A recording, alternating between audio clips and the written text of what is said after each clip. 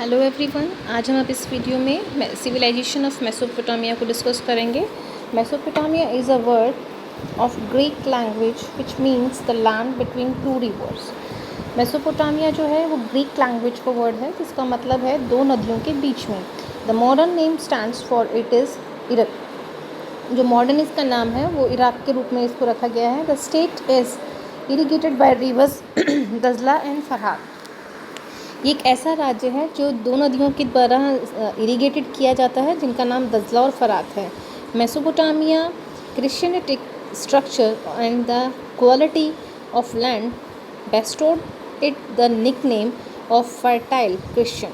इसकी निकनेम की अगर हम बात करें तो इसका एक उपनाम भी है, जिससे क्योंकि यहाँ की नदियाँ जो हैं दजला और फरहात, इसकी वजह से यहाँ की ज़मीन जो है वो काफ़ी उपजाऊ है और उसी वजह से इसका जो एक उपनाम इस राज्य का रखा गया है वो फर्टाइल क्रिश्चियन भी रखा गया है।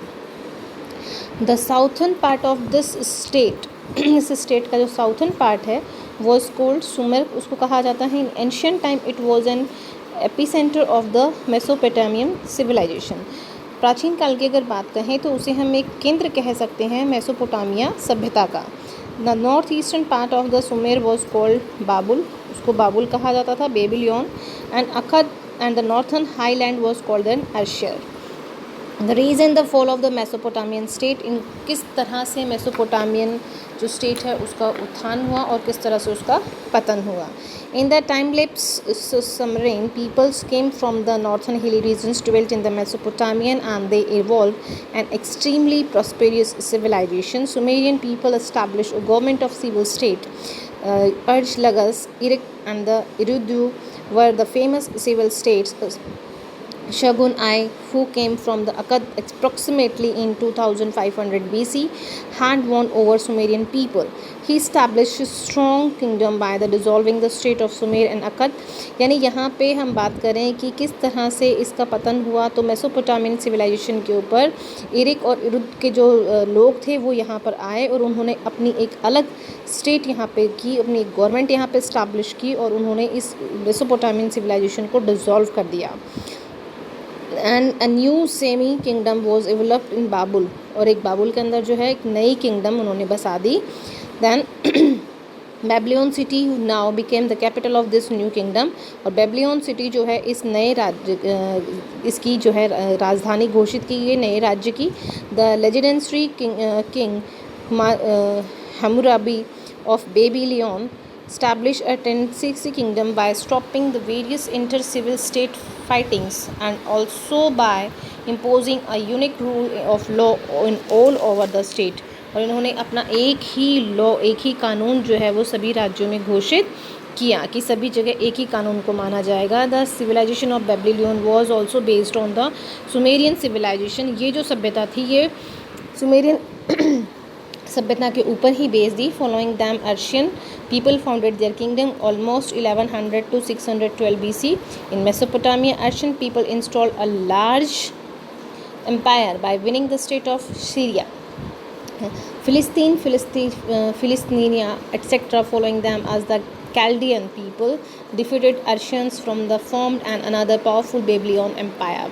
It means that the people of the Arsians willing Philistines has to be concluded, or we can say the following of them concluded Chaldean peoples defeated Arsians and formed an another powerful Babylon empire। फिर उन्होंने एक और powerful empire का निर्माण किया इन 612 BC to 539 BC, but they had to be defeated by the Parsis in 539 BC. The civilization of Sumerian, Babylon, Arsian and the Chaldean are known together as the civilization of the Mesopotamia. It means कि Mesopotamia जो है उसके अंदर इन सभी सभ्यताओं का समावेश कर दिया गया। If we are talking about the characteristics of the Mesopotamia civilization are the first is law code of हुमारूबी।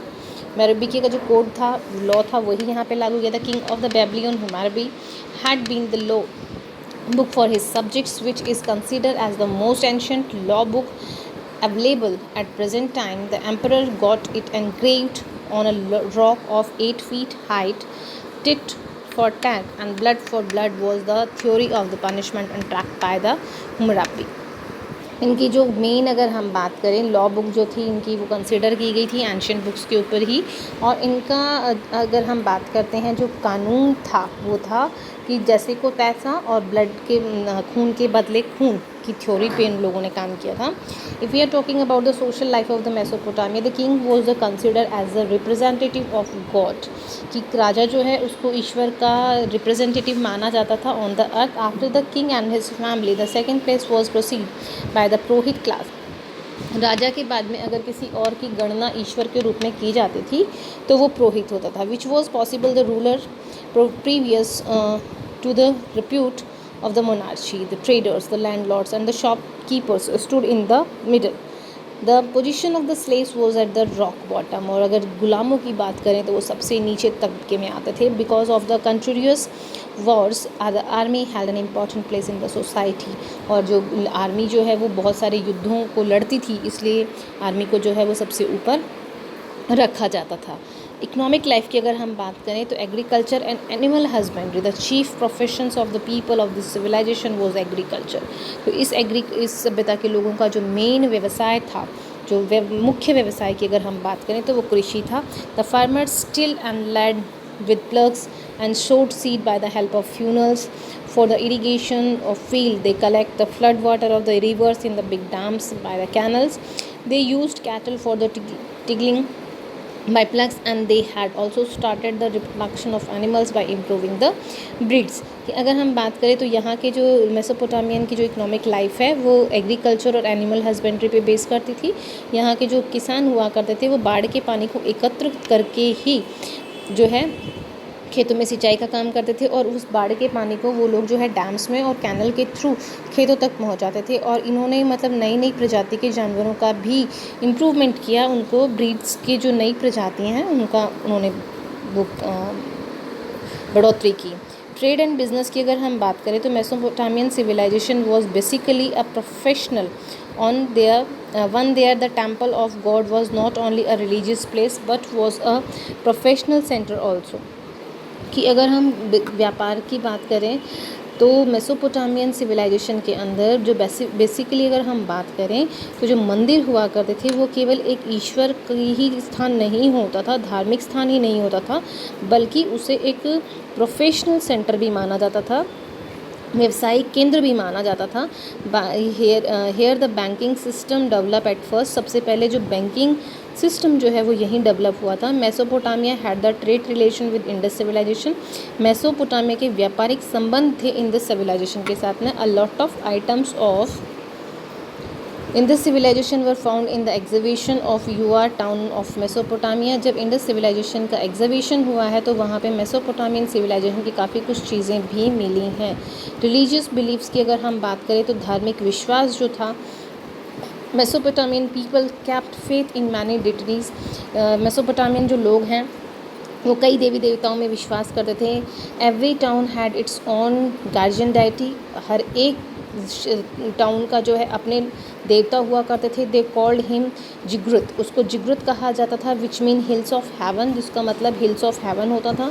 The Ur town was amongst the biggest town of Mesopotamia. Ur town जो है मेसोपोटामिया का सबसे बड़ा town माना जाता है। In Ur town the ziggurat was constructed upon the artificial hill by the bricks, यानी ईंटों का एक हिल बनाया हुआ था, उसके ऊपर इनको स्थापित किया हुआ था जिग्रुत को। The ziggurat of Ur had 3 floors, 3 floors इसके थे, and it has height was more than 20 meters इसकी हाइट मानी जाती है।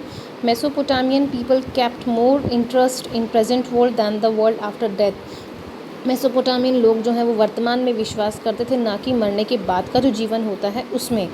दे कॉल्ड पैराडाइज, जिसे कि हम पैराडाइज कहा जाते हैं। Their attention was focused on the feasible problems of the life in the present world. Their priest also kept themselves indulged in their business, और उनके जो पुजारी होते हैं वो भी इन्हीं चीज़ों में उनको इन्वॉल्व करके रखते थे। अगर हम साइंटिफिक नॉलेज की बात करें तो the achievements of Mesopotamian people in the field of science were important. उन्होंने साइंस विज्ञान के क्षेत्र में काफ़ी अच्छे अचीवमेंट्स उन्होंने उपलब्ध उपलब्धियाँ उन्होंने काफ़ी हासिल की थी। In the field of astronomy they had made lot of progress. अगर एस्ट्रोनॉमी की अगर हम बात करें तो उसमें भी उन्होंने काफ़ी सफलता हासिल की थी। They had calculated the correct timings of sunrise, सूर्य के उदय होने का जो सही समय है वो उन्होंने कैलकुलेट किया था, उसके अस्त होने का, चाँद उगने का, चाँद के छिपने का, यानी इन चारों एक्टिविटीज़ का जो पर्टिकुलर टाइम होता है ये इन्होंने कैलकुलेट करना सीखा था। दे calculate the time taken in a day and night, कि एक दिन में कितना समय होता है, एक रात में कितना समय होता है। Divided the whole day in 24 hours, और पूरे दिन को हम 24 घंटों में डिवाइड करते हैं, ये भी इन्होंने ही खोजा था। The division of a minute in 60 seconds and hour of 60 minutes was only given them primarily, और एक घंटे में 60 मिनट होते हैं, ये चीज़ भी उन्होंने ही डिस्क्राइब की थी। They started dividing the circle of geometry into 360 degree, और ज्योमेट्री का जो सर्किल होता है वो 360 डिग्री का होता है, ये भी खोजने की है। दस the residents of the Mesopotamia were aware of the traditions of maths and science, और इसीलिए मेसोपोटामिया जो है उसको एक ट्रेडिशन माना जाता है कि विज्ञान और गणित के बारे में उन लोगों को काफ़ी अच्छी नॉलेज है। आर्किटेक्चर की हम बात करें तो मेसोपोटामिया ने जो वॉल्ट और आर्क हैं उनको डिस्कवर किया था। The vault was the great discovery architecture because it can be bear a great load, क्योंकि ये बहुत वेट उठा सकता है, एंड ऑल्सो लुक्ड अट्रैक्टिव।